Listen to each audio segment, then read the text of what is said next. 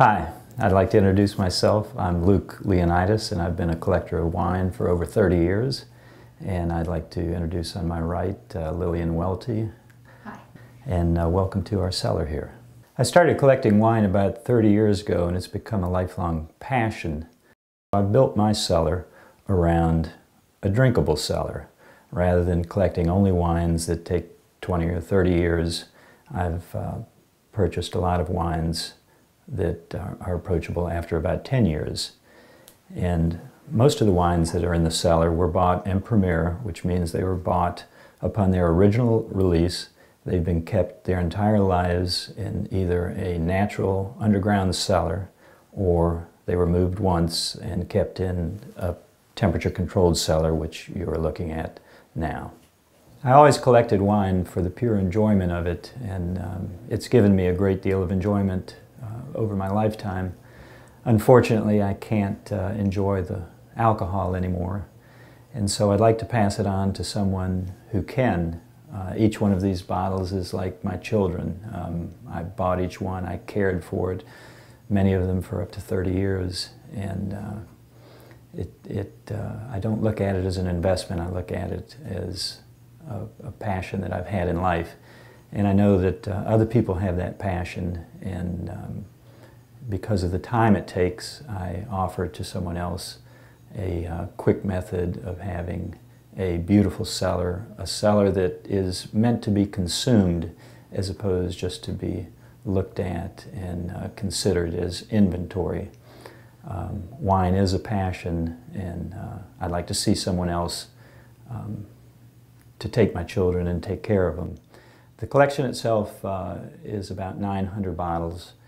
It consists of about 75% Bordeaux, about 15% Burgundy, and about 10% of port. There is also wine in there, vintage champagne and white Burgundies. The vintage champagnes go back to the 1960s. There are wines in the collection, very, very expensive wines from 78 Petrus, to wines that, even though they're from the best vintage of the 20th century, perhaps don't have such a great value, but are still fantastic wines to drink and to talk about and to show your friends. When I started collecting wine, I was about 21 years old, and the first vintage that I bought, luckily for me, happened to be the 1982 vintage. And 1982, although not known at the time, turned out to be one of the greatest vintages of the 20th century. But they were in fairly limited supply, and they were snapped up quickly.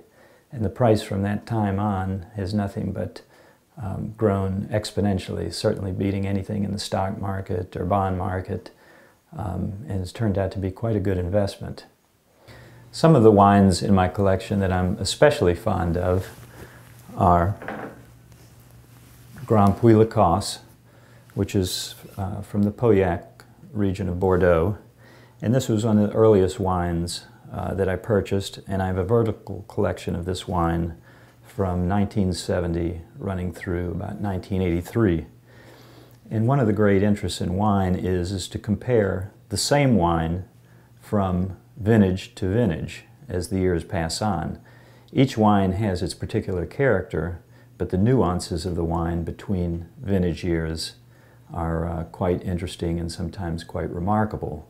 Besides Bordeaux, the collection diversified in later years because, again, from one region you have one particular style of wine. So the next I moved on to Burgundy, and Burgundies are fantastic wines, but they are much more difficult to collect because of the variability from particular vineyards, which again has to do with the makeup of the ownership of the wines.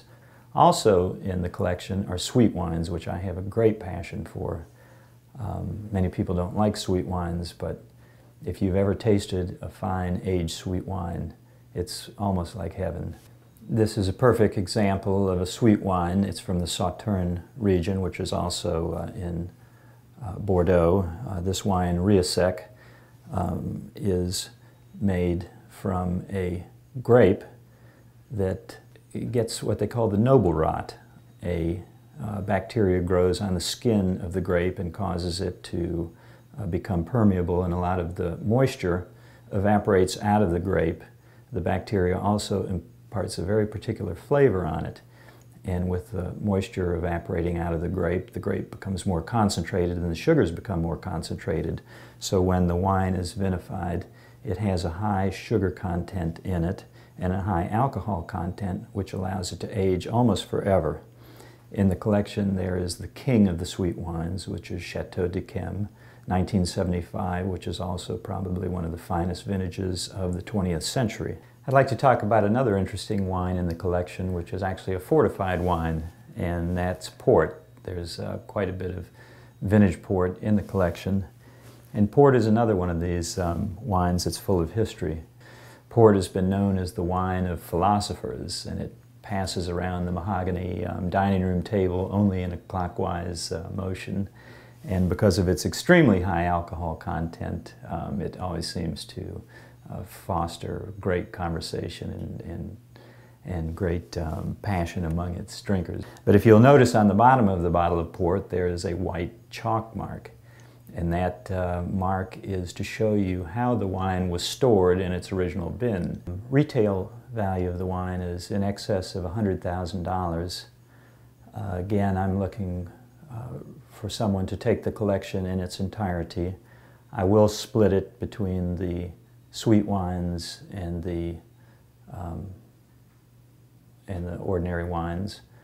But it's more important for me that someone buys the wine who is a wine collector. The value of the cellar needs to be set by the collector as opposed to the investor. This wine cellar is designed for drinking and consumption and not for inventory or for investment. I kept these wines all these years. I kept them in as perfect a condition as I think the wines could be kept, and I would like to see the wine go to someone who has the passion for the wine, and so I would entertain an offer at a much more affordable price for the collector than for the investor.